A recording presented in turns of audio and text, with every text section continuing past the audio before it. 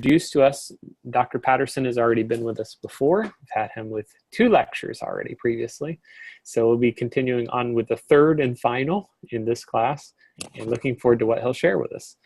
But I'll hand it over to Pastor Halarsis if you're able to lead us in prayer, and then immediately after that, Dr. Patterson, the time is yours. Okay.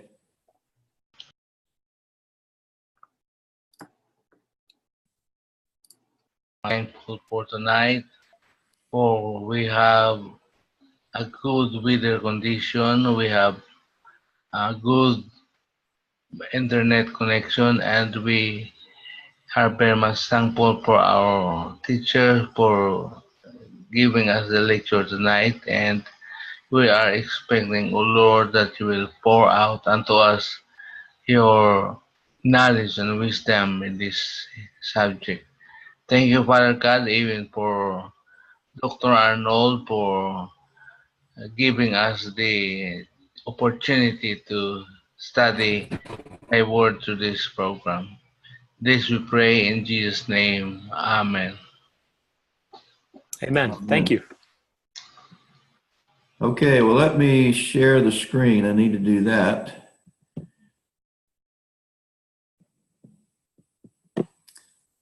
Is that, are you able to see that?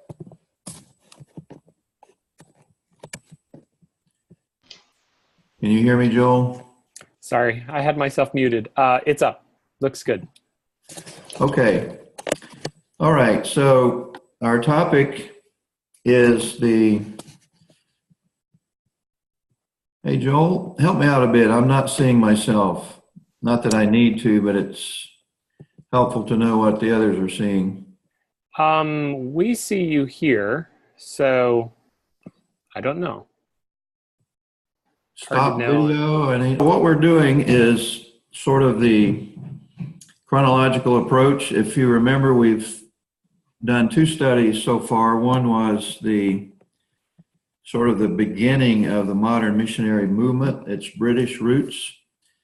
And with that one, we began with William Carey and focused largely on him and the beginning of the Baptist Missionary Society. Not long after that, about 3 years after that one was started, some of the other denominations began the London Missionary Society. And not too long after that, and this was in the late 1700s, the Church Missionary Society, the Anglican, the Church of England Society began. So that was the beginning of the modern missionary movement, and William Carey is called the father of the modern missionary movement. So from there, we went to the American roots, and we talked primarily about Adoniram Judson. And I wish I could ask you this, but I won't take the time to get chat responses. But the dates of those 2 things are quite important. And basically, we're looking at right around 1800. 1792, Baptist Missionary Society was formed. In 1812, Adoniram Judson sailed to India. So what is the chronology and the importance of the student volunteer movement? So we're going to work our way through this. Basically, chronologically, we're going to focus on some of the main characters in this. And the reality is that some of those main players set things in motion that we are facing today. And that's why I had you read David Hesselgrave's book or article about shall we correct the error of Edinburgh 1910. So we're going to talk about that article in just a minute, but just a few things to introduce the subject. And then we'll get to that article, and then we'll come back to the subject and consider how his article is related to the student volunteer movement.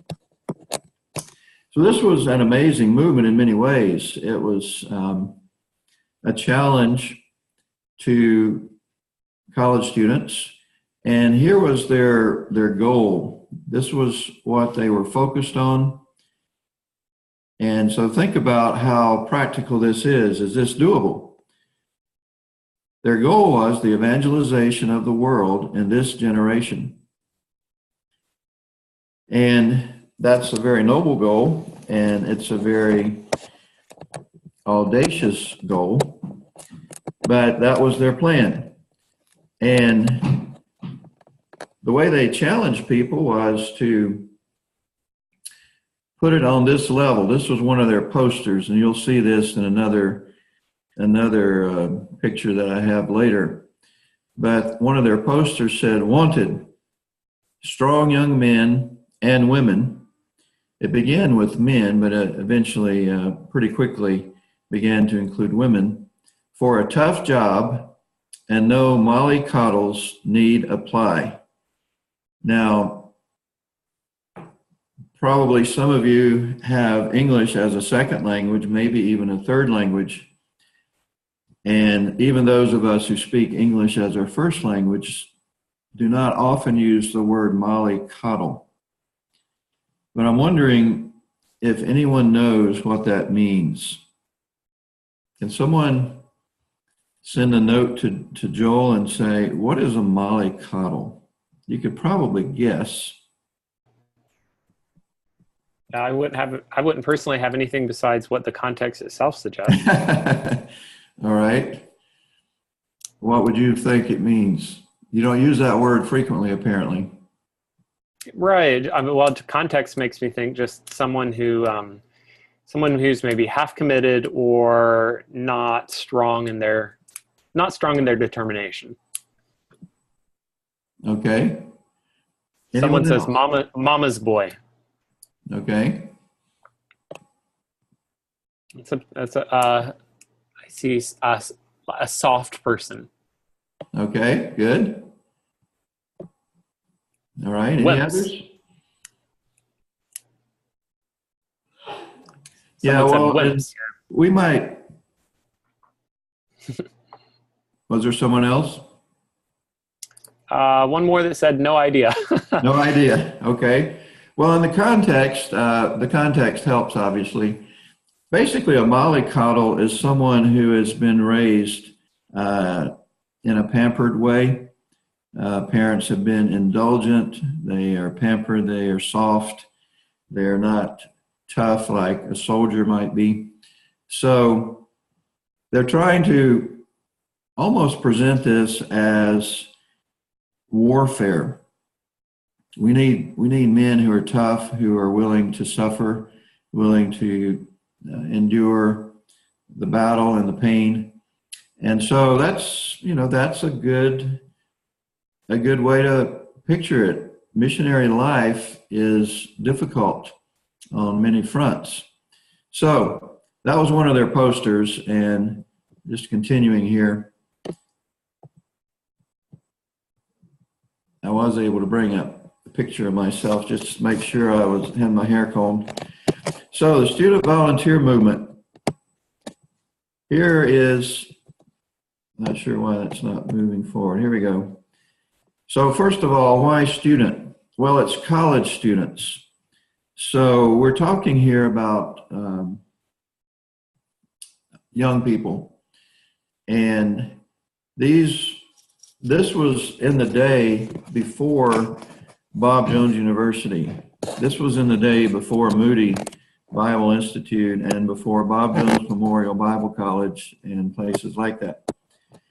So where were these students going to college? Well, it was places like the Ivy League schools, Princeton, Yale, but college students anywhere, not just in America, but mainly in America and Canada, also in England, but eventually the movement included other countries. So it's students. Why volunteer? Well, the challenge was for these students to pray about being missionaries and to make a pledge to become a foreign missionary if God would allow them to do that. So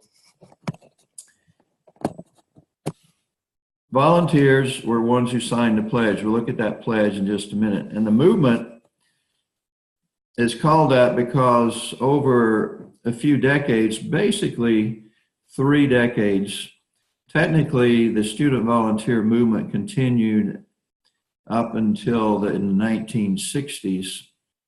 But really, the main time was from 1886 to around 1926. And during that time, over 20,000 college students made the pledge, and probably half or so of them actually went to the mission field. But as I mentioned, most of these were from North America. Okay, so here's the pledge that they were able to make. We are willing and desirous, God permitting, to become foreign missionaries. So, what do you think of that pledge? Well, notice what it says. It doesn't say we are willing to become foreign missionaries. That would be a good desire, but it goes beyond that. It says we are willing and desirous, God permitting, to become foreign missionaries. So that's a pretty strong statement. Desiring, how many can honestly say they desire to become foreign missionaries? So that's the pledge. And so just to give you an idea of the size of these meetings, and actually the one that we're going to talk about now briefly, or for a while, is the picture of the Edinburgh World Missionary Conference in 1910. You can see there are hundreds, and I think there were thousands, a few thousand who gathered for this conference. So, what is the error that Hesselgrave is talking about? By the way, David Hesselgrave was probably the leading conservative missiologist in America until he passed away this year. I say conservative, he was not really a fundamentalist. He understood the fundamentalist position, but he was broader in his associations. But he passed away this year at the age of 94.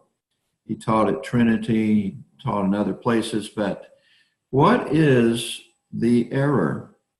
So I would like for you to chat with Joel and let me know what you think the error is.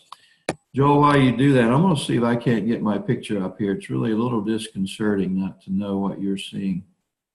I can't figure out, though, I tried the video panel, and that's what the error is. Sure. So one person, Dr. K, commented here, no doctrinal statement. Another commented they ignored the teachings of Christ, so did not have a common stand to disciple believers.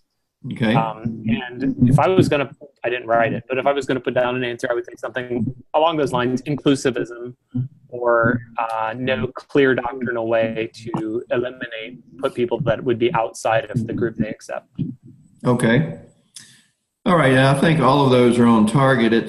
It's possible to define the error with different language. So I'm going to quote some of what Hesselgrave said, and then I will give my opinion on that.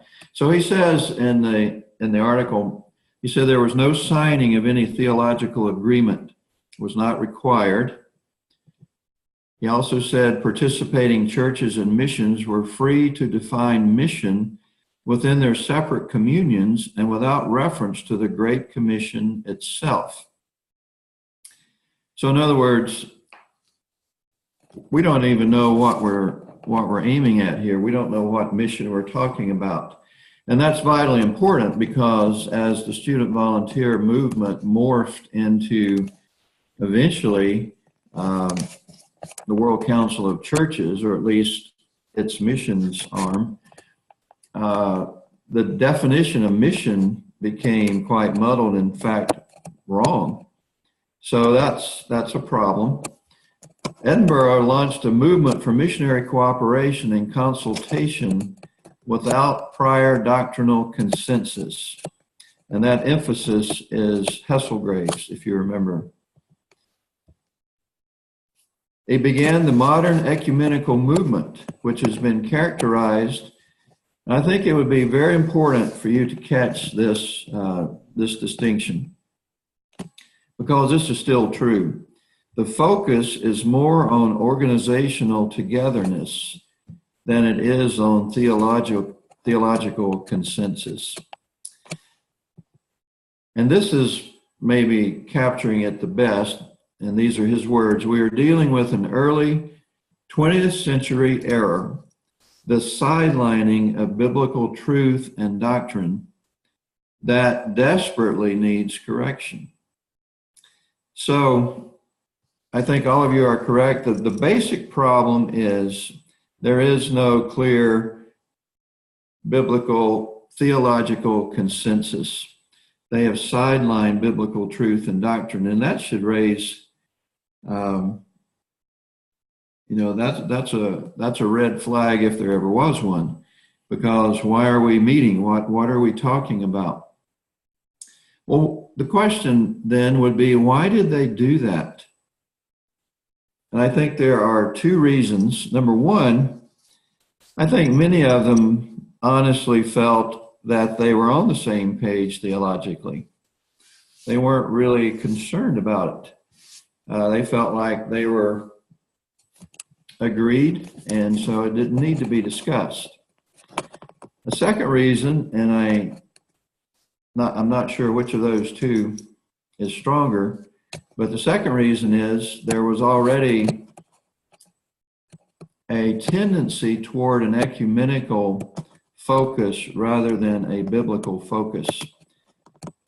And there were winds blowing already that would lead to a very ecumenical approach to missions and really Christianity. And there was something about to happen that would make that even more prominent. Does anybody know what was about to happen in 1910 that would greatly affect thinking about missions? Send Joel a note. What was about to happen that greatly affected the way people viewed Christianity?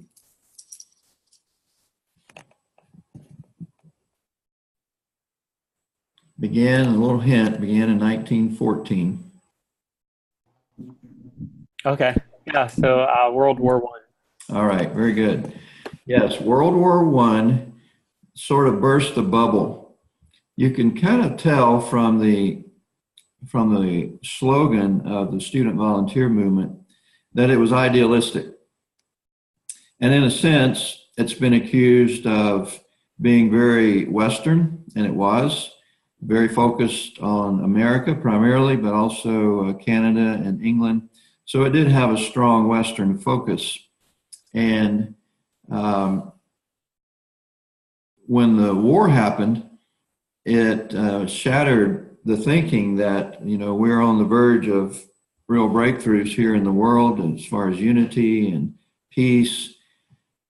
And so people began to question Christianity, especially those in college in America, and they began to focus more on social aspects of the gospel.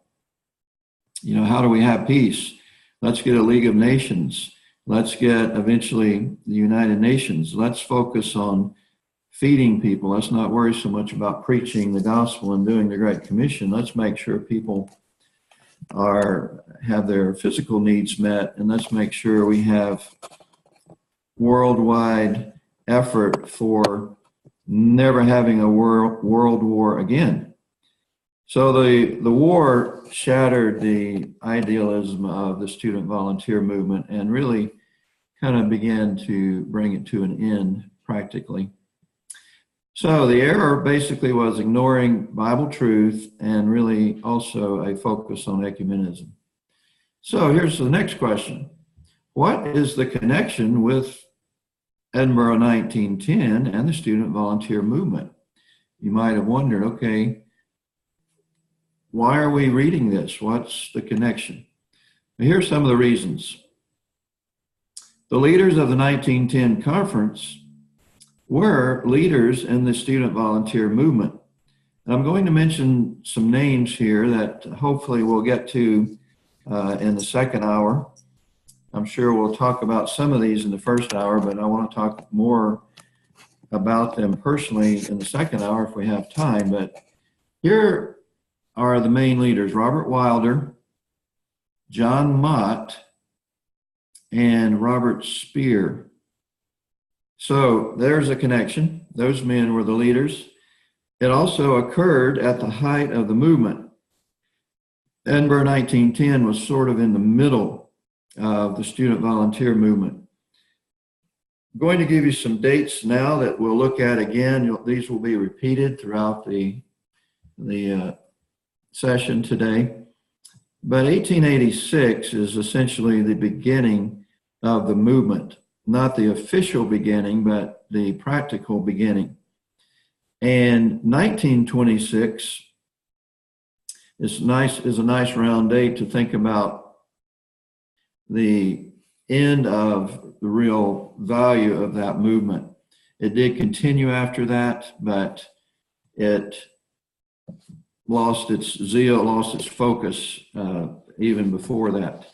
So I'm going to hold up a book that gives you more detail if you want to study it. I'm not sure if you can see this. This is another reason I wanted to be able to see myself. But this is called The Kingdom of Character. And the subtitle is The Student Volunteer Movement for Foreign Missions, 1886 to 1926. Can you see that? Joel, are you there? Not so much. We can see it, Yeah. but pretty small. Okay. Well, that's not real important. But it's by Michael Parker, and this is a detailed explanation of those years. And he chose 1926 as the end of his study. That didn't mean that they had a meeting and ended the movement. But those are the main years. So 1910 occurred about the middle of all of that. So it was right in the height of the movement. Also, the era coincided with the doctrinal decline and uncertainty that led to the modernist fundamentalist controversy. The book called The Fundamentals was published around 1910, I believe. Again, I'm not positive on that, but somewhere around that time, fundamentalists began to be concerned about theological drift that they were seeing. And so this error occurred in the middle of that decline.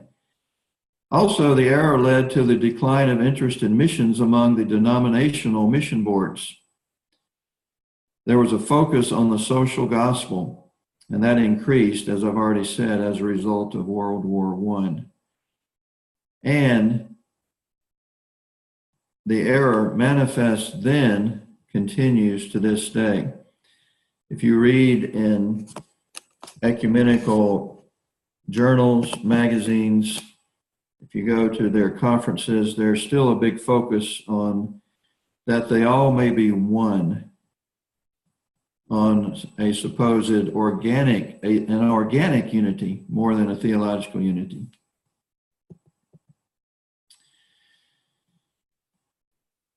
So Parker, some quotes from this book that I just showed you.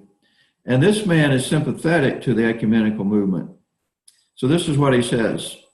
And I have some of his words in red because I consider red sort of a red flag. It says, with the twin themes of the missionary goal of world evangelization and the need for denominational cooperation to achieve that goal, the Edinburgh Conference opened a new chapter in ecumenism. He also said the 35-member International Continuation Committee elected Mott its chairman. So they were continuing this theme of getting together. Eventually, it ended up being a part of the World Council of Churches, had a division about missions. But it says about Mott, and I want you to notice this because John Mott is a key player. He then devoted much of the rest of his life to ecumenism, which is sad because Mott had great gifts. He had his upbringing was very orthodox for the most part, and he had a good zeal for the Lord and for reaching the world. But he began to give his energies more to ecumenical matters than to mission matters. Thirdly, Parker quotes this, or says this: Mott's work bore fruition in 1921 with the establishment of the International Missionary Council. And this organization, together with others developed in the 1930s, led directly to the establishment of the World Council of Churches in 1948. So Mott's work eventuated in the World Council of Churches. And I think we all know that the World Council of Churches is an utterly apostate organization. So the ecumenical approach bears ultimately almost zero good fruit.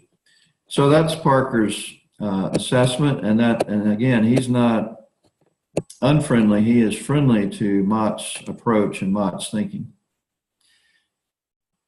I thought it might be helpful for you to see another picture. This is 10 years later, and again, you see the groups are large. It looks exciting. Look at that huge world map. It's a little revealing to also see huge flags. You see an American flag on the left, you see a British flag on the right. So obviously there was a focus on students from America and England, but it was not limited to them. In fact, this whole movement began when some folks from other lands spoke at a Moody conference, and we'll talk about that in a little bit. But I thought it might be helpful for you to see this picture. If you look carefully up at the top, you see up here it says evangelization of the world. It's kind of hard to read it, in this generation. So that's still their focus, that's still their thinking. But as you read Parker's book, you realize there were a lot of people in the 1920s who were questioning that slogan and even questioning whether there should be a focus on evangelism. Should we not focus more on social needs?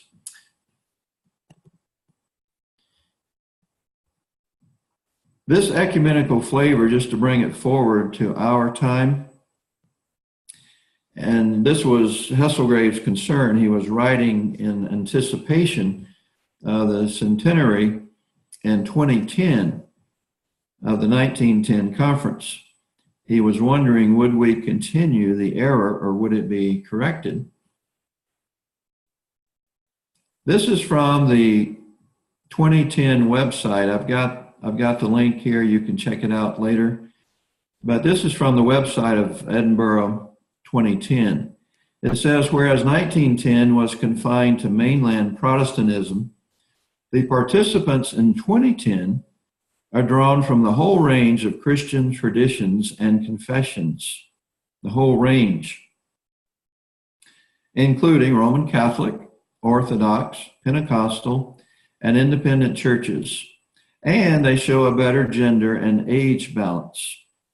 And so you can see that it was extremely ecumenical. It's interesting, you might not know this, but if you go to their website and begin to look at the speakers, you'll find that they had speakers from various groups, but they also had some conservative speakers. John Piper was one of the speakers at Edinburgh 2010. Another difference was, for that one, they had meetings in Tokyo, they had a meeting in Cape Town, South Africa, think there was one in Boston, and I think there was one more, probably somewhere in Europe. So they had meetings in different locations. It was not just in Edinburgh. Well, they had one in Edinburgh, that's true. One was in Edinburgh, one in America, one south in Cape Town, and one in Tokyo. And Piper was a speaker for one of those, but they also had other speakers who were quite unorthodox. Okay, so I wish we could discuss that article a little more, but I think we'll go ahead and move on, because we need to tie what we've studied already with the student volunteer movement, and it's not something we're forcing. There is a very direct tie to Adoniram Judson's time. So we're going to have to think about some general dates. You might not remember anything about Williams College, but that was an important place. It was founded in 1793, and not too long after that, there were some students there who had a burden for missions. I don't know if you remember any of those names, but one of those was Samuel Mills. So he entered Williams College in 1806. He already had a burden to take the gospel to those who had not heard. Williams College was not a strongly evangelical school, and back then it was basically still sort of in the wilderness of Western Massachusetts, not a prominent place at all. But there were some students, and they would get together and they would pray about missions, and that's one of the very important times in the history of modern missions. You might remember that they were praying one Saturday afternoon, and a thunderstorm came up.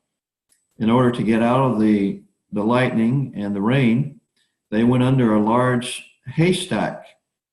And while they were there, their purpose had been to pray, so they were praying about offering themselves as foreign missionaries. So even today, if you go to Williams College, they have a very nice little park that honors that haystack prayer meeting. But that was 1806. Do you remember that I said the student volunteer movement began in 1886 and went into the 1920s and even beyond? Adoniram Judson went to the field in 1812. So there are several decades between those times.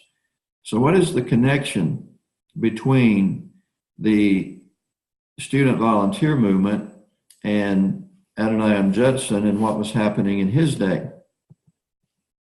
I can show you what I'm asking by this little graph. 1806, haystack prayer meeting. Not too long after that, Adoniram Judson was converted. He went to school at Andover Seminary, the first dedicated seminary in the States. And in 1812, he went to the field. 1886 is the beginning. So the question is, what is the connection? And so here's kind of an explanation. As I mentioned, there were some students burdened for foreign missions that were attending Williams College. One of those was Samuel Mills. There were some others. But some of those others graduated from Williams College and went to the first seminary in America, Andover Seminary. One of those later students who studied at Andover was a man named Royal Wilder. He was a graduate of Andover, and he went as a missionary to India. His son, Robert Wilder, became a student volunteer movement leader. And so the connection is some of those students who studied at Williams College, who were there for the haystack prayer meeting, went to Andover. Andover became a very strong sending station for missionaries. Again, this was well before Bob Jones University, Moody Bible Institute, Columbia Bible Institute, and a whole slew of Bible colleges that began basically to train men for ministry and especially missions. So that's the connection. Before we look at 1886, we need to see something else that was happening in England that had an effect on the student volunteer movement. There were some other students who were already moved to go to the mission field. You may have heard of the Cambridge 7. These men were Cambridge grads. They were athletic. One of them, C.T. Studd, was known as a great cricketer. He really is known as the cricketer for Christ. But these men came under a great burden to be missionaries, and they joined the China Inland Mission. They left for the field in early 1885, but before they left for the field, they made a tour of England and Scotland, visiting universities and challenging college students to give themselves to missions. And I don't know if you are familiar with the name F.B. Meyer, but I'm reading a biography about him right now. And F.B. Meyer was greatly challenged by these men. He was a pastor in the London area, a Baptist pastor, during this era. But these men were 1 year before the official, or not the official, but the beginning of the student volunteer movement. So obviously they had an impact on what was happening around the world, but especially in America. So here is the nice park at Williams College even today. They have a huge monument. You see on the top of the monument, there's a globe. And on the front of it, you have, what I'll show you in a minute is a picture of a haystack. But this is what it says. And Williams College today is not Christian really in any way. But so it's really a miracle that they still have this park and they still honor these people. But this is what the monument says. So if you went to Williams College today and walked to that park, this is what you would see. On this side, in the shelter of a haystack, during a summer storm in 1806, 5 Williams College students dedicated their lives to the service of the church around the globe. Out of their decision grew the American Foreign Mission Movement. So on the other side of that monument, you have this picture. That's a picture of a large haystack. Not sure if you're familiar with haystacks, but this would have been several feet high, big enough for the students to get under the edge of it. And it says here, the birthplace of American Foreign Missions. So this is a very important place. Some of the men that were mentioned that were in that prayer meeting, were Samuel Mills and some others that we've talked about before. What's interesting is that those men, in a sense, were somewhat hesitant to be outspoken. They had a society, kind of like a mission prayer band, but they used code for taking their meeting minutes. And they probably met somewhere right around that building there, somewhere in that building. That's a more modern building, but somewhere right in that area was a building, and they would meet in a room there and have their prayer times regarding missions. They began what was called the Society of the Brethren for the purpose of taking the gospel to other nations. This kind of thinking spread to other campuses. And so, in a sense, it was a very early student volunteer movement. It wasn't officialized, but the spirit, the practice, the focus on prayer, the focus on dedication existed some 80 years before the real student volunteer movement. So you remember Adoniram Judson, and you remember that he and some of his colleagues would get together and pray about missions. And if you went to Phillips Academy today, this is near Boston, and this is the forest. And if you go back in there, walk in there a little ways, you find the rock where Adoniram Judson and many of the others would go and pray. So let's remember the connection. Judson, Mills, some of these others, early 1800s. A little time after that, Royal Wilder studied at Andover Seminary, and no doubt he would go to that same rock. He would pray. He became a missionary to India. His children imbibed his zeal for missions. And as I'll tell you later, hopefully, but I'll tell you now so it'll be repeated, Royal Wilder, or Robert Wilder, at the age of 10, felt called to be a missionary. So, repeating here, Andover Seminary.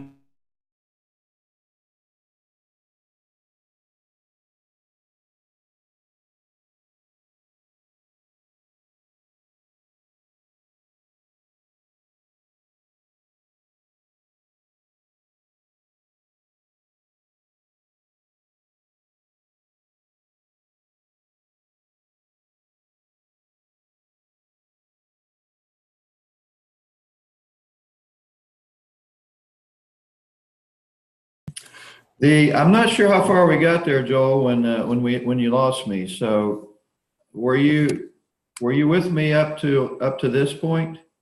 Yes, sir. Okay. All right. So these men would go and pray there. Royal Wilder, no doubt, would go and pray there, and then Robert Wilder, his son, became a leader in the student volunteer movement, and we'll find out how that happened. So we're going to move forward, but just remember some dates, again, just reiterating some major dates. Don't want to overwhelm you with dates, but 1812, Judson sailed for India. And in Salem, Massachusetts today, you have this boat sitting there in the harbor. It's pretty much the type of boat they would have sailed on when they went to India in 1812. So, as I mentioned, Royal Wilder studied at Andover Seminary, became a missionary to India, but key players in the student volunteer movement were his children, Robert and Grace. Now, I mentioned that originally men were the focus of the student volunteer movement, but there were obviously many women who were burdened for missions, and more women went than men. That's probably still the case, as we have single ladies along with wives. But Royal's daughter, Grace, had a great impact on the student volunteer movement. And I would like to just focus for a minute on the importance of those who labor and pray in the background. I feel pretty sure most of you have never heard of Grace Wilder. I don't know if any of you are readers of English books, but Laurel Ingalls Wilder is well known for some of her books about life out in the West. And she is related to these Wilders that we're talking about. But at any rate, Grace was a student at a girls' school.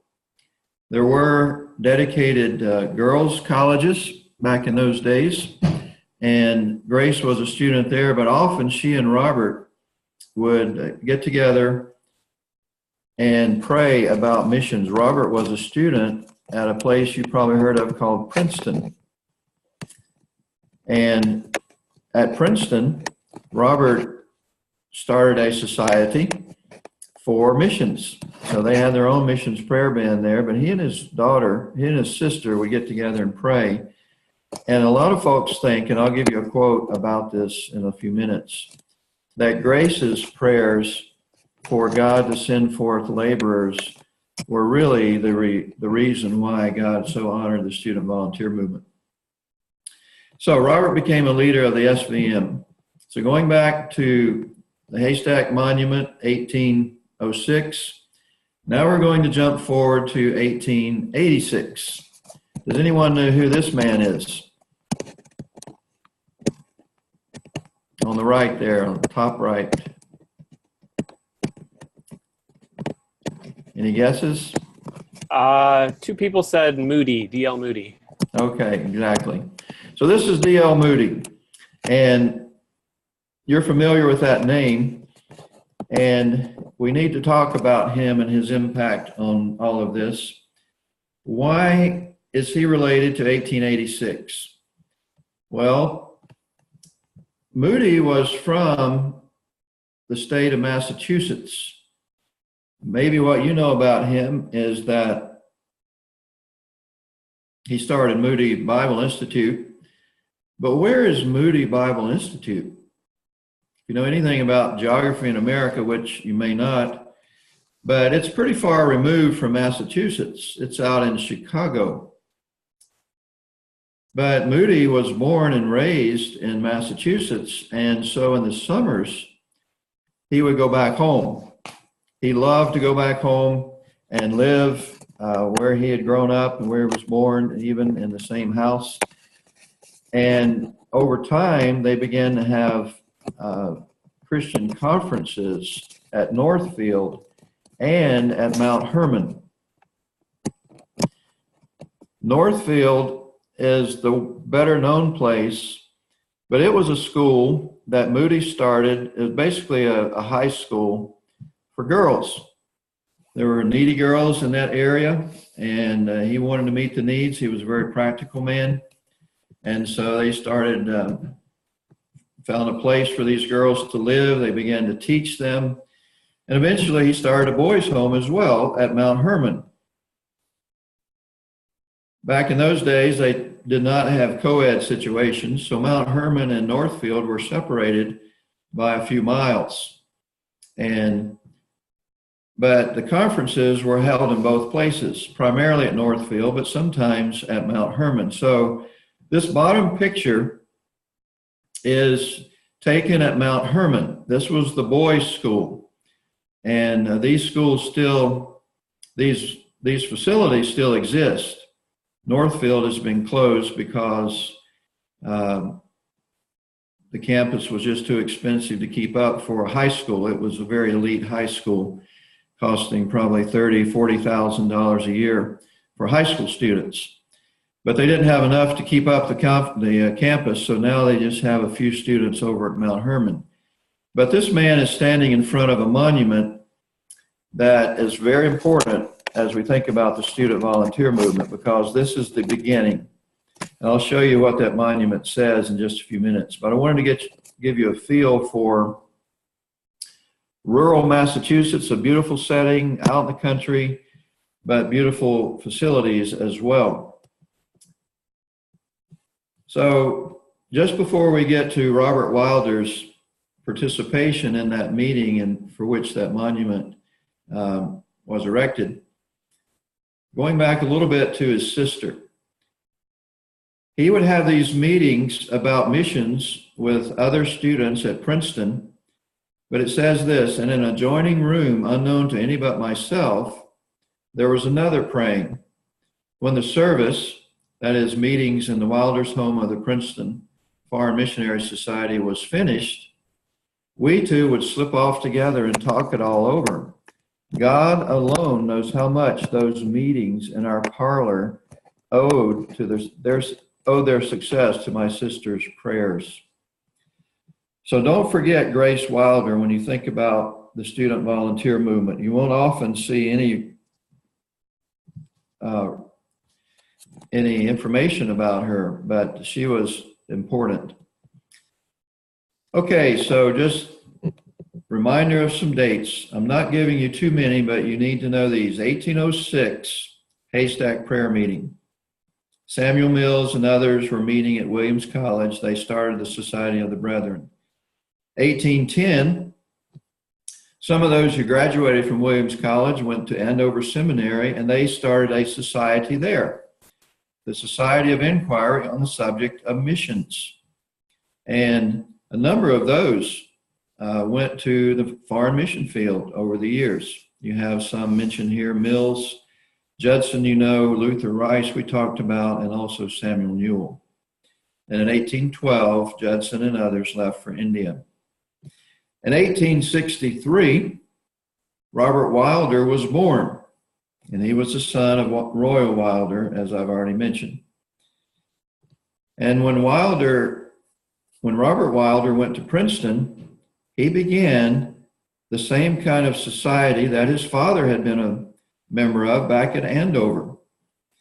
And this is where the pledge actually began. They decided to ask students and those that were praying with them to think about making, it's kind of like a vow. The pledge was to go to unevangelized portions of the world. Well, his sister, as I mentioned, had the same burden. She was a student at Mount Holyoke, and that's also in Massachusetts, and it's a girls' school, or was. Still exists, and I think now it's probably co-ed. But in 1886, and this is where we're going, was the Mount Hermon meeting. And one of the speakers was Robert Wilder, and I'll say a little more about that in just a minute. There were 251 college students who were meeting here at the Moody Conference Center. And out of those 251, 100 made the pledge to serve in foreign missions. So a little bit about, before we talk a little more about that meeting, a little bit about the spiritual condition of the churches in those days. This was during a period of lethargy in the churches. There were some exciting things happening. God was beginning to stir. You had Moody and his preaching, but his preaching caused such a sensation because there had been a lethargy in the American churches.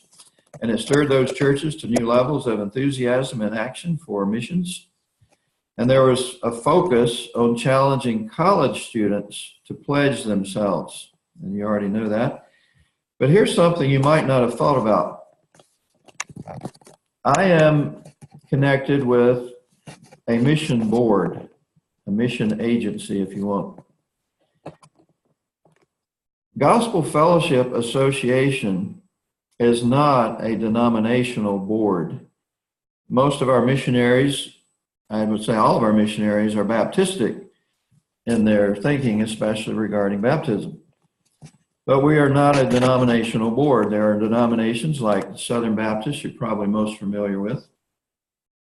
Presbyterians have their own, the Methodists, Episcopalians, Nazarene, Free Will Baptists. Number of groups have their own board as a denomination. Back in the 1800s, there were no Bible colleges like Moody or Bob Jones, and there were very few mission agencies that were non-denominational. Almost everyone was going with a denominational mission board if they went to the mission field. And so the student volunteer movement was essentially providing those missionaries for the denominational boards. So it provided a steady stream of recruits from 1886 up until the 1920s. It also spawned a new generation of highly motivated and effective leaders. These men were incredible speakers or organizers, and some of them were exceptional scholars. Wilder, I've talked about. John Mott, I've talked about. Robert Spear, I have not said much about. He was a Presbyterian. And I'll show you a picture of the Princeton Library in a few minutes. The Princeton Library is named after Robert Spear. So you see the effect that these men had and how prominent they were. Louderette. When I was in seminary and taking church history, the book that we use for church history, or the books, there were 2 volumes, were written by Kenneth Scott Latourette. But he actually signed the pledge to become a missionary. There's a reason why he ended up teaching at Yale, and we'll get to that hopefully maybe before the end of the time. Another name, Samuel Zwemer, very well-known missionary if you work with Muslim people, and we'll talk about him. And then there's a guy named Sherman Eddy, who also wrote a number of books. So leaders like this were raised up. And maybe this is the most important statement here, because there was an excitement among the missionaries because of the times in which they lived. It infused the missionary enterprise with an optimistic, even triumphalistic vision for world evangelization, previously unmatched in American Protestantism. And if you want to read more about that, you have the reference there, a book called Mission Legacies by James Patterson. So, triumphalistic vision for world evangelization. Do you remember their slogan? The evangelization of what? The world. How long is this going to take? In our generation. So that's quite a vision. And in those days, especially American missionaries were very optimistic. It was a day of expansion of America's power. And frankly, it was probably, there was an element of pride and an element of, or a large element of idealism in that. But nevertheless, that was the environment in which it happened. So getting back to that meeting now, here's another picture of the monument. And during that summer of 1886, as I mentioned, Moody would have conferences, and they weren't about missions typically. In fact, up until this point, there had been very little specifically about missions in these summer conferences, and he would have speakers come over. He had F.B. Meyer. I mentioned F.B. Meyer earlier.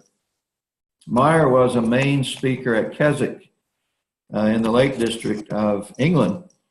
Meyer would frequently preach there, and others such as Hudson Taylor, Amy Carmichael was influenced by Keswick.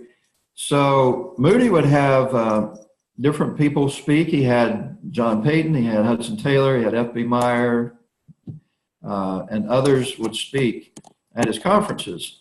But typically there was no focus on missions. However, this time, this part of the summer, they had a conference for college students.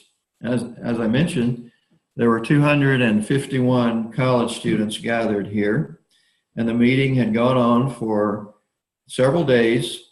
And Robert Wilder, what's his burden? Missions. Robert Wilder goes to Moody and says, can we have some kind of focus on missions? And Moody says, sure. What do you want to do with this?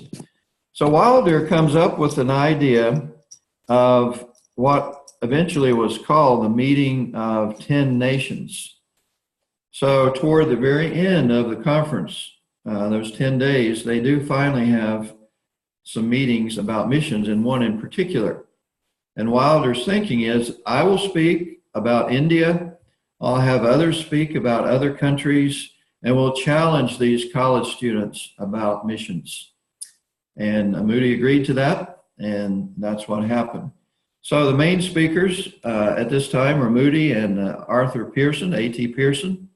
You might know about him. He filled in at the Metropolitan Tabernacle for a while after Spurgeon's death. So the main meeting is called the Meeting of the 10 Nations, in which Wilder spoke briefly about India and challenged the audience about the great needs overseas. Now I've got a discrepancy here in my numbers. I'm sorry about that. I just saw that. I'm not sure. I'll have to check that. Was it 250 or 225? Anyway, the result of this meeting was to encourage them to dedicate themselves to missions by signing what at that time was the Princeton Pledge. The Student Volunteer Movement Pledge hadn't been instituted yet because the movement hadn't started. But Wilder had been urging this in Princeton, and so they were praying for 100 students to sign this pledge. Well, after the meeting, by the time the meeting ended, there were 99 who had signed the pledge. Uh-oh, we need one more. So they went to work. And I'm not sure how much pressure was applied, but eventually they did have that other guy. And so 100 students made a pledge to serve the Lord, God willing, as foreign missionaries. So here's what this is what it says on that stone. And this is hard to read, so I just noticed 1886 at the top, 1936 is kind of the time they're ending the student volunteer movement, but really there's not a clear ending time. So this is what it says. I'll read it now. I've got it printed out for you. Here in July 1886, to the glory of God and to the advancement of the kingdom, Dwight L. Moody and the Intercollegiate Young Men's Christian Association of the United States and Canada. Let me just stop here. You probably pick up that this is the YMCA, what we call the YMCA today. It's like many things, it's gone pretty far from its roots. But at that time it existed, and there was a gathering of these students together, a conference of students from 27 states and many lands beyond the seas. From the spiritual impulse here given, 100 men offered their lives for foreign missionary service. A widespread spiritual awakening was begun in the colleges. Similar conferences were established throughout the world. The student volunteer movement was founded in 1888, and guidance was given the Christian student movement through the years. So that meeting occurred in 1886. There was no official organization of the student volunteer movement until 1888, a couple of years later. So basically what happened is this: these men made their dedication. John Mott was there, and Robert Wilder was there, and they maintained their burden for this, and eventually realized they needed an official organization. And so that happened in 1888.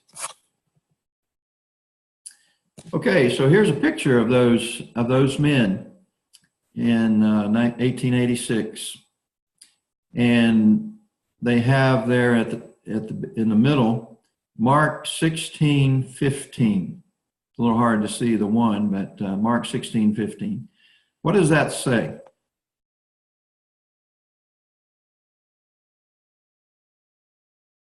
Anybody know? Well, this is Mark's version, a very short version of the Great Commission. In Mark's version of the Great Commission, what is the command? Somebody want to send a chat to Joel? What is the command in Mark 16:15? If you have to look it up, don't. I want you to remember. If you can't remember, then that's okay. Maybe someone else will. Anybody know? Comments: go into the world and preach the gospel to every creature. Okay. All right. Excellent. That's exactly it. Very simple. Go into all the world and do what? Preach the gospel to every creature, to all creation. And so that was their watchword. They didn't use the Matthew version, but obviously they could have. So a little bit later, just to show you what was happening there at Moody's Conference Center, because this was, in a sense, this was sort of the hub of Christianity back in those days. Moody was a major player, not only in America, but also in England. And God was using his preaching. The downside is that Moody himself, I don't want to be negative toward a man who's much greater than any of us, but I think we have to be accurate in our assessment. Moody was not too worried about ecumenical thinking. In fact, he was pretty soft toward Catholics, and I think that was because he was soft toward people. But he wasn't so concerned about theological wrangling or even the necessity of theological precision. Moody was mainly an evangelist, but he was also a great organizer. But conferences continued. If you'll notice the date, this is 1897. This is 11 years later. I mentioned there's Northfield and there's Mount Hermon. They're a few miles apart. This picture is taken at Northfield, and it's just a few hundred yards from where Moody grew up and where he was born, and where he grew up, and where he went back during the summers. So this is the picture of the committee of the World Student Christian Federation. And it's on a little hill out near the house where he grew up. And it was a great place for having meetings because people could sit on the hill. It was kind of like an amphitheater. So this says, a place made sacred by the life work decisions of thousands of students. So over the years, God really used these summer conferences in the lives of students. In fact, probably many of you owe an obligation to missionaries that were stirred in this place.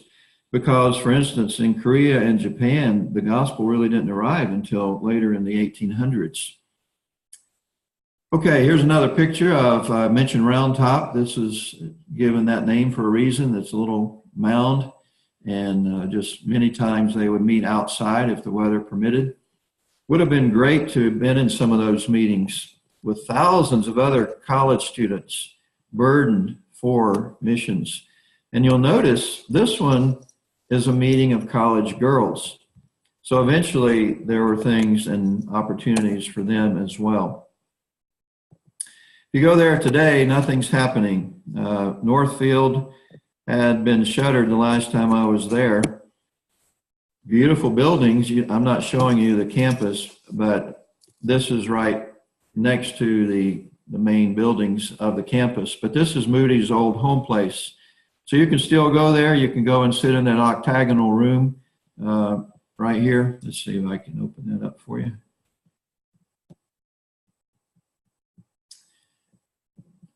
Okay. Well, anyway, you can see that top right. That's the room where I think Moody was born, in that room. But you can go in there and you can have tours. There's some people locally who give tours. And they'll let you into the museum. It's amazing. There's a lot of Moody memorabilia in the back side of that house in a room. And there's the pulpit he would preach from.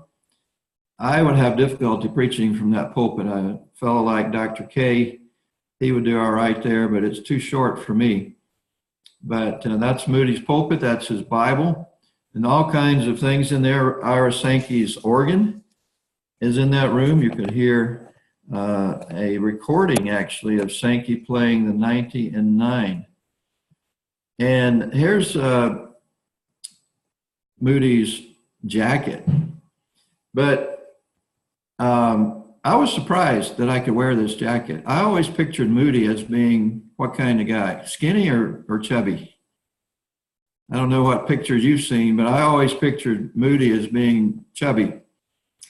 And you can see in the bust there in the right-hand picture that he's pretty stout fellow. I don't know how tall he was, but he must have been relatively short. But he wasn't as stout as I thought. The coat barely fit me. I mean, you can see that I would have to struggle to button up that coat. So I did find a picture of Moody at the Northfield Auditorium. You see him sitting down there. And I'm going to zoom in a little bit. So he looks pretty rotund. Look at the other guy off to the right there, and you'll sort of get a picture of his size. But I guess back in those days, people were generally smaller. At any rate, it was interesting. I didn't think the lady would let me put it on his coat, because if everyone did that, it wouldn't last very long.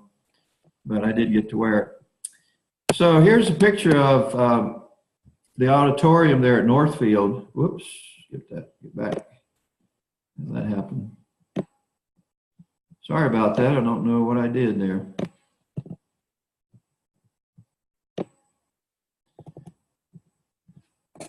It's a wonderful auditorium. It seats about 3,000. It's almost never used these days. This is part of the main campus.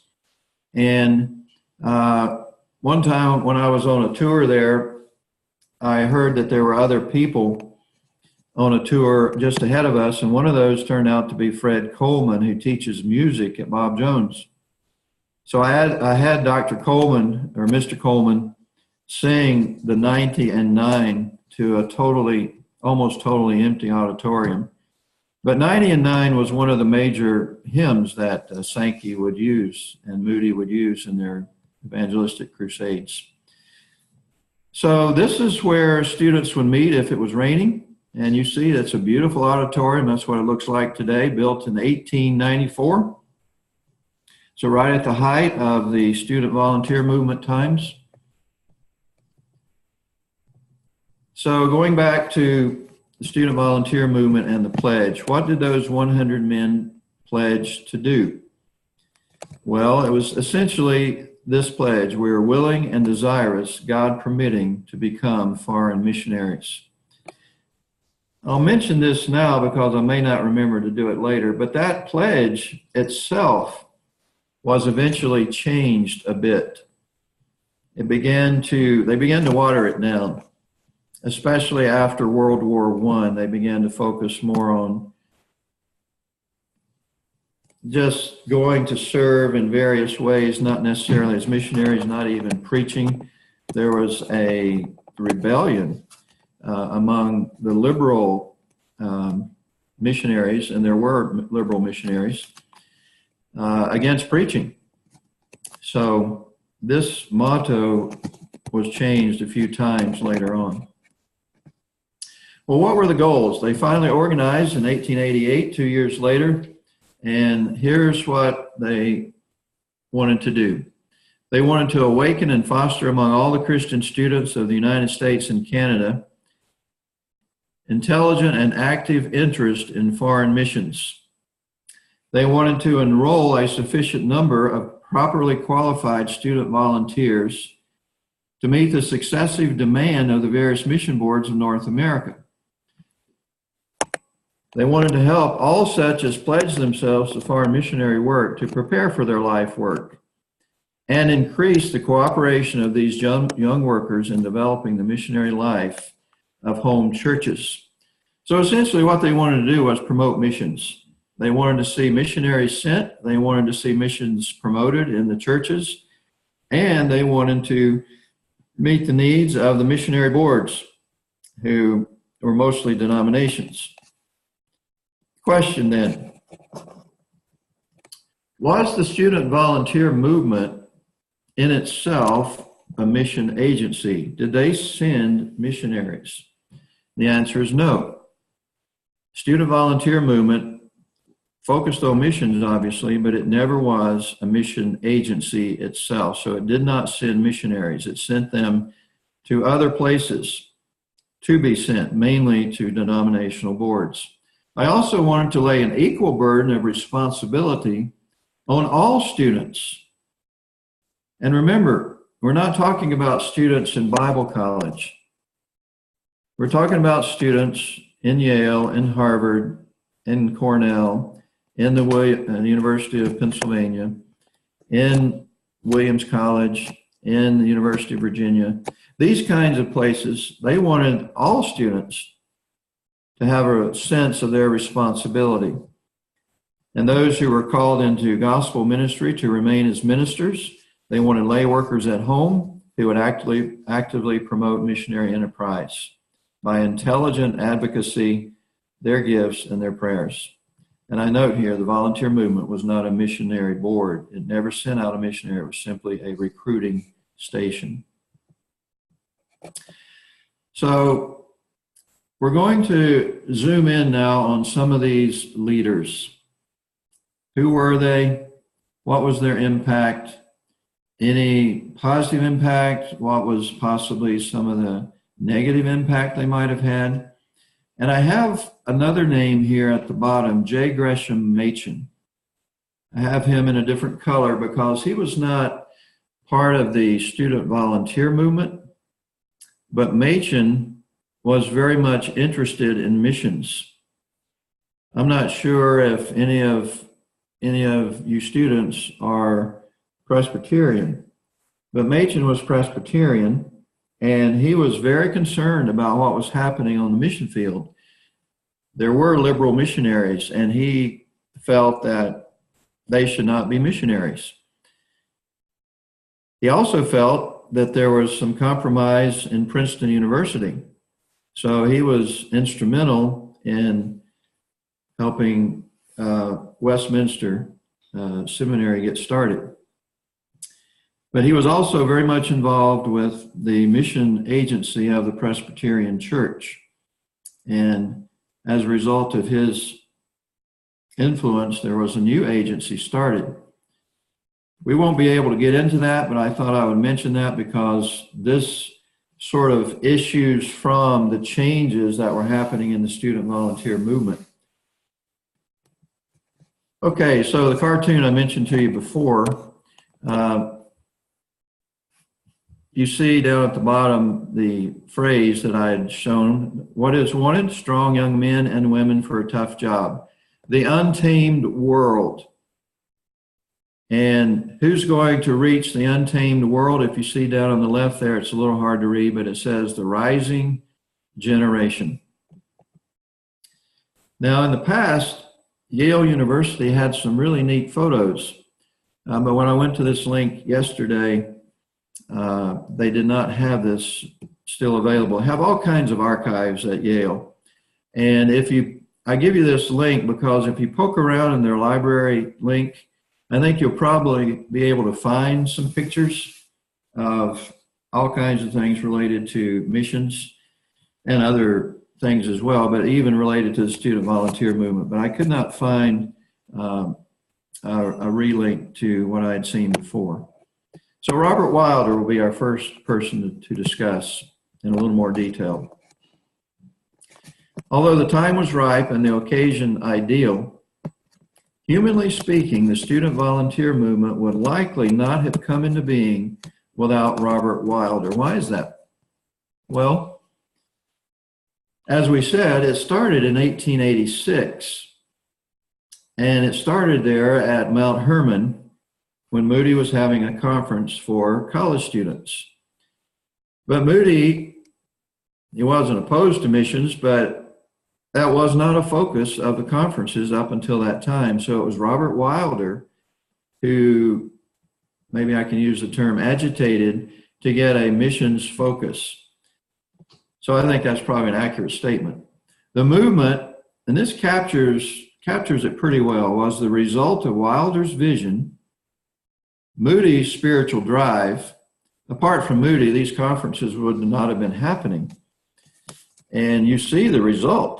I mean, thousands of people would come to Northfield in the summer. And Northfield is a very small little town out in the middle of nowhere, really. But thousands of people would come to Northfield to these conferences that Moody put on. And you saw the auditorium that they built. It seats 3,000 people. So it was Moody's spiritual drive, but it was Mott's organizing genius. And by the way, Mott is the one who organized the 1910 Edinburgh Conference. He had a real gift for that sort of thing. Okay, so we've talked about Robert Wilder probably enough. We're going to talk now about Robert Speer. I touched on him. What I'm going to do, I wasn't sure how much time I would have, so I've got an introduction to 3 or 4 men in the next few slides. After that introduction, we'll go back to some of these slides and give a little more detail. But I wanted to introduce you to these men in case we ran out of time. So I think we're doing okay right now. So we're going to introduce these men, and then we're going to talk about their impact and their background.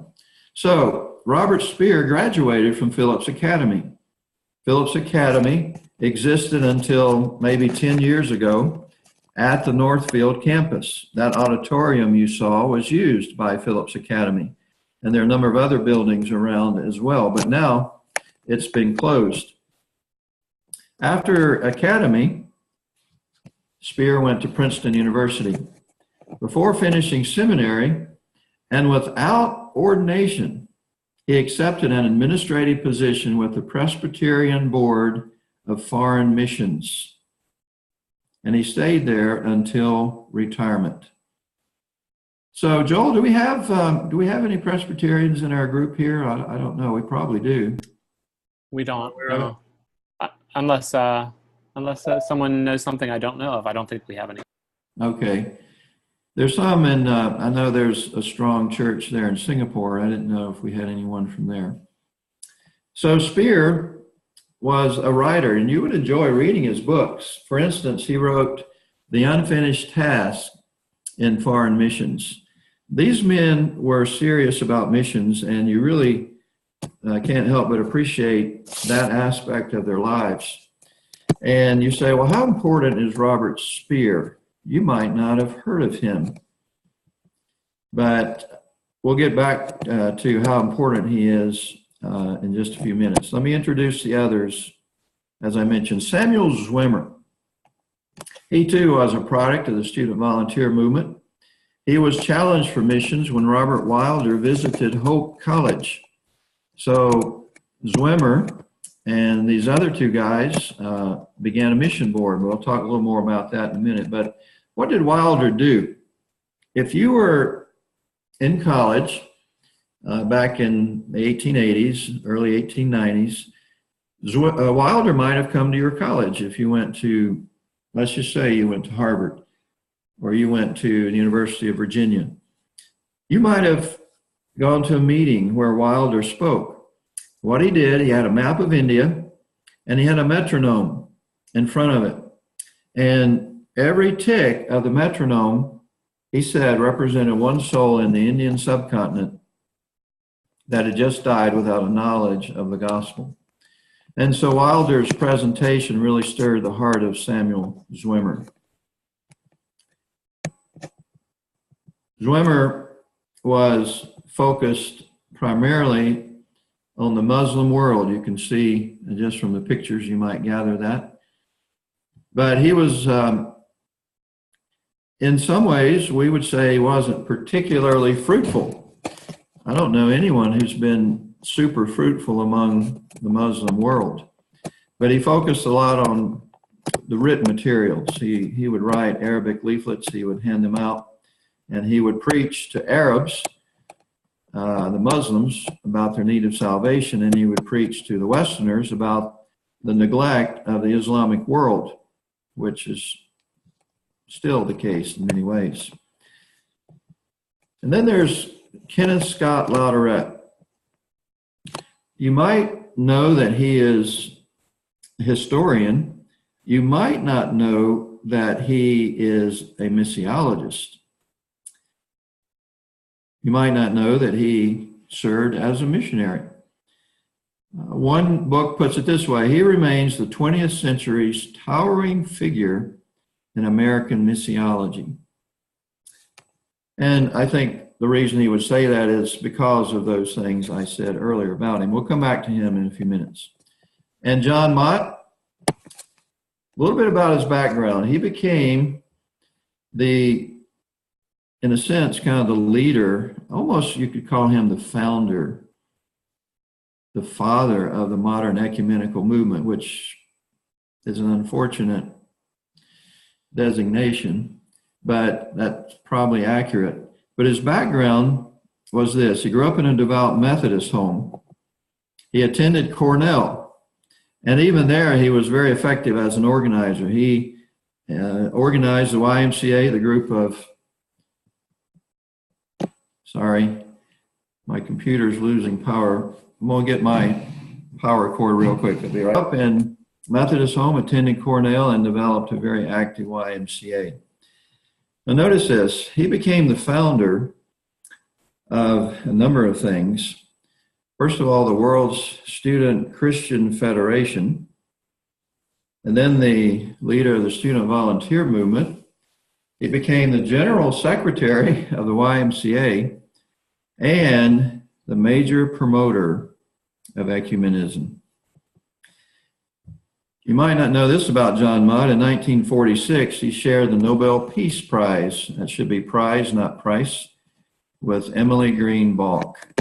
So what happened was Mudd, over time, became more and more interested in world matters, especially the World Council of Churches, but not just that, the United Nations, League of Nations before that. He became more and more focused on those humanitarian issues.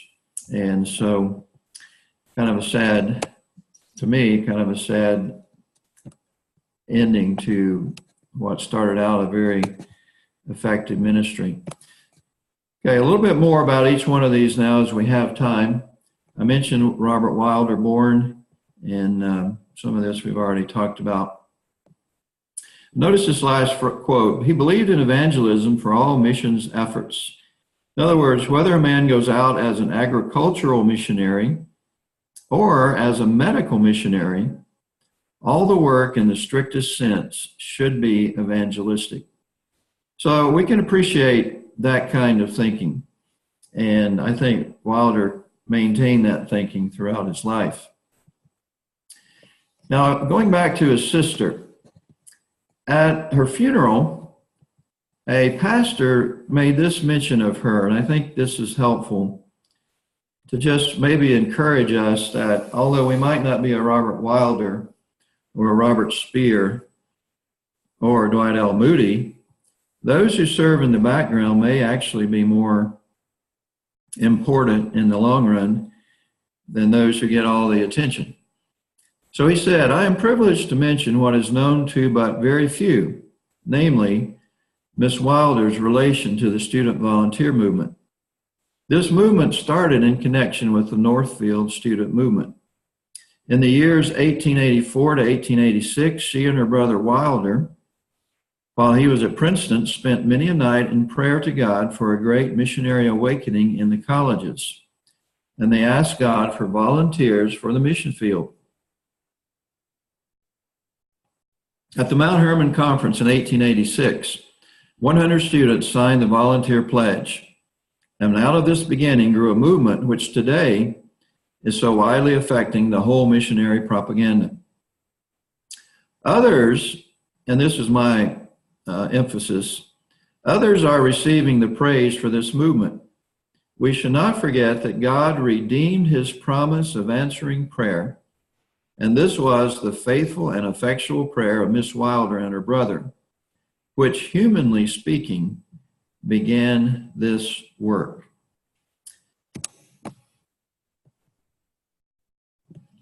So she wrote a poem, and I thought this was really good, and it really captures her heart, I think, so you'll hopefully enjoy this. These are just the last few lines.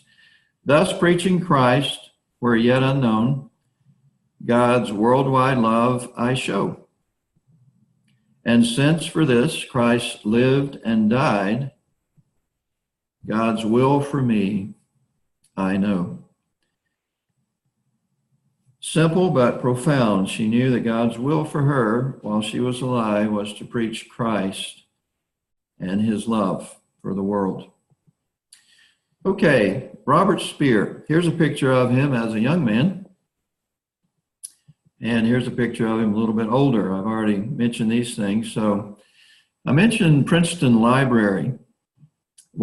Speer had the honor, and I don't know how this came about. I just know it's a fact that he apparently had great impact on Princeton University because the library there is named the Speer Library. And so you see an example of the strong influence of the SVM on some of those colleges. When I was there, this was a number of years ago, as you go into the entrance there of the library, they actually had missions stuff in the displays. Through Spear's influence, many college graduates became missionaries, some even to difficult fields such as Iran. These bulletin boards were on display in 2004 in the Spear Library at Princeton. So it's had some focus on missions to Iran. Some of his quotations reveal his heart. He said, "I had rather plant one seed of the life of Christ under the crust of heathen life than cover that whole crust over with the veneer of our social habits or the vesture of Western civilization." And that's good.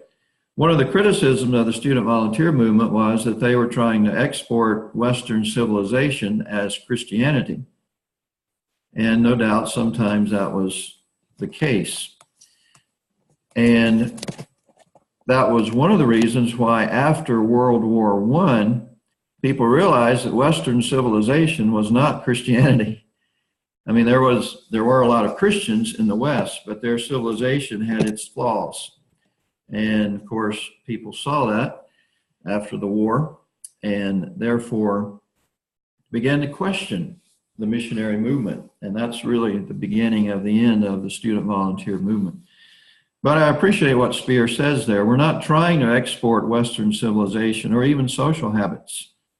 I want the life of Christ planted.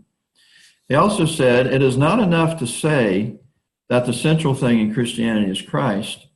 Christ is not only the center, he is also the beginning and the end. He is all in all." And as you serve as a missionary, you begin to realize that what happens is that a lot of the religions of the world would be happy to have Christ as part of the mix, but they don't want him to be the exclusive part.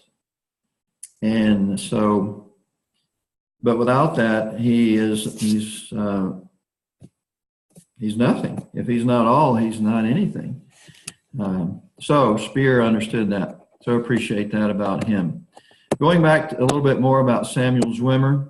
We already talked about this, so let me talk to you a little bit about his desire. You see three men pictured in this slide. Zwimmer had a burden to reach Muslims. And back then it was basically called reaching the Arab world. Well, with all of their enthusiasm, supposed enthusiasm, the denominations were not excited about Zwimmer's burden.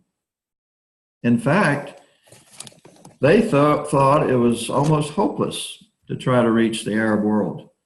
And so they would not accept him and these other two men who wanted to join him. So what do if you want to reach the Muslim world, but none of the mission agencies are interested? They don't think it's worthwhile. They don't think it'll be fruitful, and they don't want to do it. Well, you start your own board. So that's where this comes in. I mentioned this about Wilder, but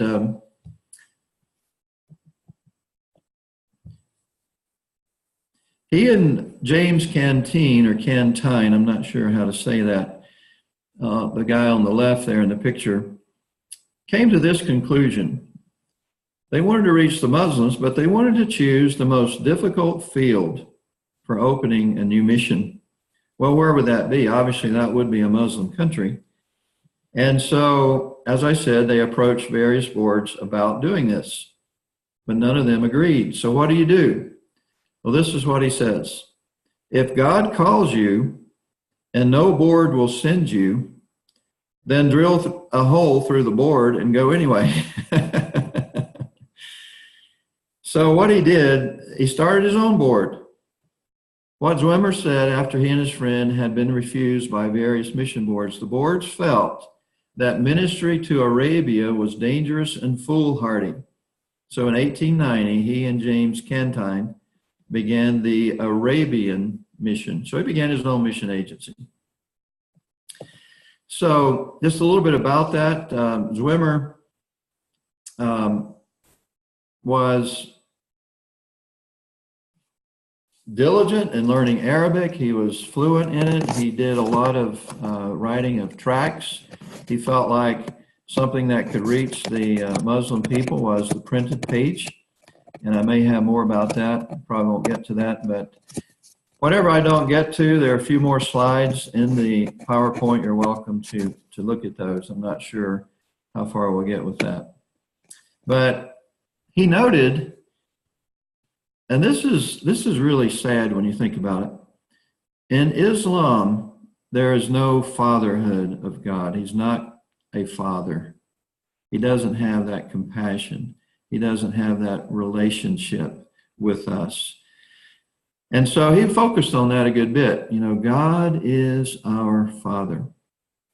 But he noted that in Islam, the tender fatherhood of God was unknown. Here you see him, not quite showing up there at the bottom, but he's working with an inquirer, and he was living in Egypt at that time. Spent a lot of time in the Middle East. But he believed, one of the reasons why he did so much in the area of printed material, that no agency can penetrate Islam so deeply, abide so persistently, witness so daringly, and influence so irresistibly as the printed page.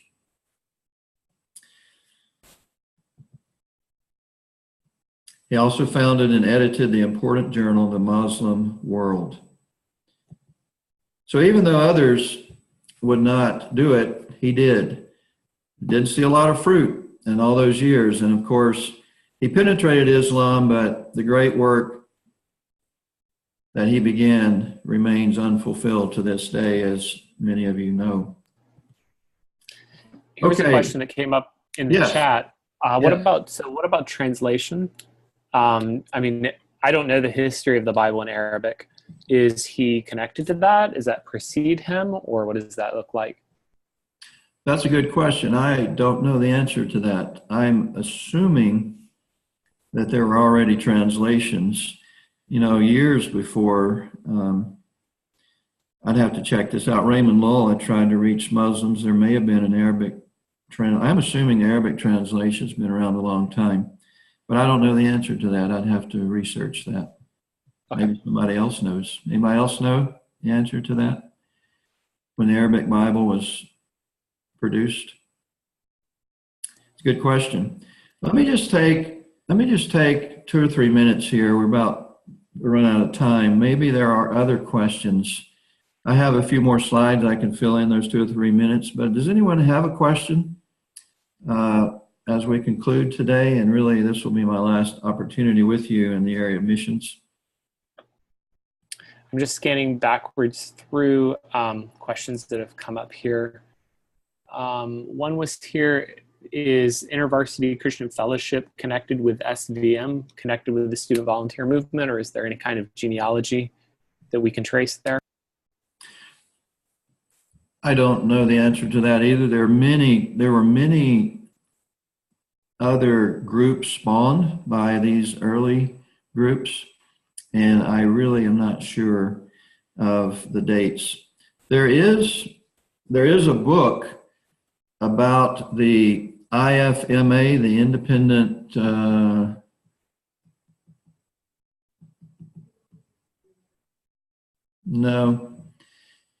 it was a group of evangelical mission agencies, and there may be something in that book that group has now changed its name as well. It joined with the EFMA, but I'm not sure. That's a good question. I'd have to research that one.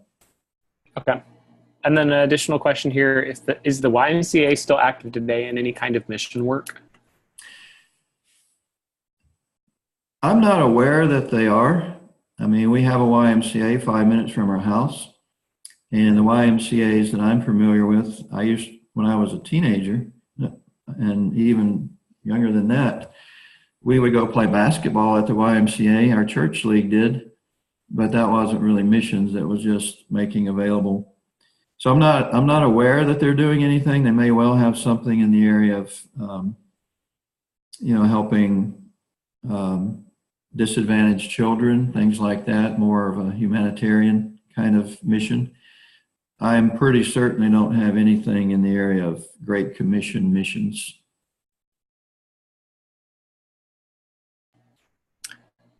I think that's it that I have here, unless someone else pops another question in. Okay. All right. Well, I will stop with Lauderet. I won't. Let me just get to one thing here.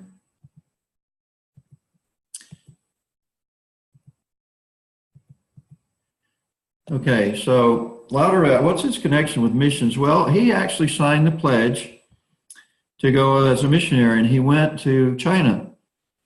And Yale had a connection with China. It was called Yale in China Ministry. And so he went there to be a missionary and also to learn and study Chinese. But he got very sick with amoebic dysentery and was not able to remain as a missionary. So he came back. He taught in some places. He actually went through a time of doubt because of what he had seen by some Christians. But then he became a professor at Yale and really became a leading church historian and missions historian. So you might not know that he had a connection with the SVM, but he did. He was a signer of that and really wrote some excellent books. When you start trying to find information about missions, especially before like the 1600s, back in the Dark Ages, there's really not much of anything. But if there is anything, usually Lauderet would have researched it and written about it. So I recommend him as a pretty accurate historian. I'll close with one story. He was invited to speak at some more, we might call them modern conferences. It used to be fundamentalists would hold their conferences, sometimes at Winona Lake. And he was invited to speak at Winona Lake, even though he was a Yale professor and he was an ecumenist. He was known not to be a fundamentalist, but they invited him to speak. And he talks about that. I've got a quote, and you can read this later. I'll just show you that it is here. He talks about meeting some of those people. And during that time, when they had asked him to speak on ecumenism, he met Dr. Panosian, who was my church history teacher. And he talks about Panosian and some of the others. He says, the students were from backgrounds quite different from those of the students in Yale, but some were as able as any I had ever taught, and all of them I enjoyed. He had been asked to speak on the ecumenical movement, and he spoke of happiness, about his happiness in it. But a few students, this is the last sentence, felt in conscience bound to tell me that they disagreed, but they were unfailingly courteous. And one of those students that spoke to him was Dr. Panosian. All right. Well, thank you for your time. And I trust that the Lord will help us to be aware that we have these same issues today. Ecumenism is still alive, and if I can use the term well, but it produces, what it produces is not a scriptural missions product. Can we end with one other question here? This is interesting. So what are some simple reasons or some reasons we could give for understanding why once mission-minded universities would not now be involved in mission work? And I think where the question's going really, so that's a historical question, but theologically speaking, can we say that God allows all of this to happen for our best? Can we say that all is well, even though it doesn't end well? Or how do we view some of this history of places and people that God used that then turns bad as you go forward over a couple of decades further down the road? Yeah. Well, number one, there's always that tendency in human hearts to turn away from truth. There's also, I think this is probably the root problem. There's a tendency to not take departure seriously. We hope for the best. We like the conference in Edinburgh. They like to make assumptions that things are going to continue as they have, but that ignores the fact that we have a tendency to go downhill spiritually, both personally and in our associations and in our colleges and our churches. I mean, it's across the board. So we're always having to stay alert to defection in our own hearts and really by others. And there are more numbers. There are more numbers in an ecumenical approach, that the broader the approach, the more numbers typically we have. But those numbers are deceptive. So I think it's for all those reasons. Schools don't realize there's been a defection by this teacher. He's become, and that was Machen's thing. If you want to study about this, study Machen's life. He was one willing to fight for truth. And maybe I could use the word be militant. And if you don't do that, then eventually you lose what you have. I think it's a gradual thing a lot of times. And while some negative things are happening, good things are also happening. There were good aspects to the lives of these men and to even the student volunteer movement. Even in the 20s, there were some good things, but there was kind of a rot on the inside that eventually would destroy it. It's helpful. Well, thank you. Thank you for your time. And all right. Thank you for this third lecture multiple times now here. A lot of time that you've spent with us, 6 hours at least, and then all the preparation that came before that. Thank you very much. You're welcome. Thank you. Have a good day. Good night. Good night to all. And let me just comment here before the rest of us go. I will look forward to being with you on Thursday. Please give me some of your questions, because that's what we'll focus on for Thursday. I've gotten some great questions already, and I'll take some of the questions that we had here on the chat that we weren't able to get to, see what we can work with on those. So I will see you all on Thursday, and then please do email me or communicate in some way about the further questions that you have. Okay, good night to all. Thank you again, Dr. Patterson. And we'll see each one of you together again on Thursday.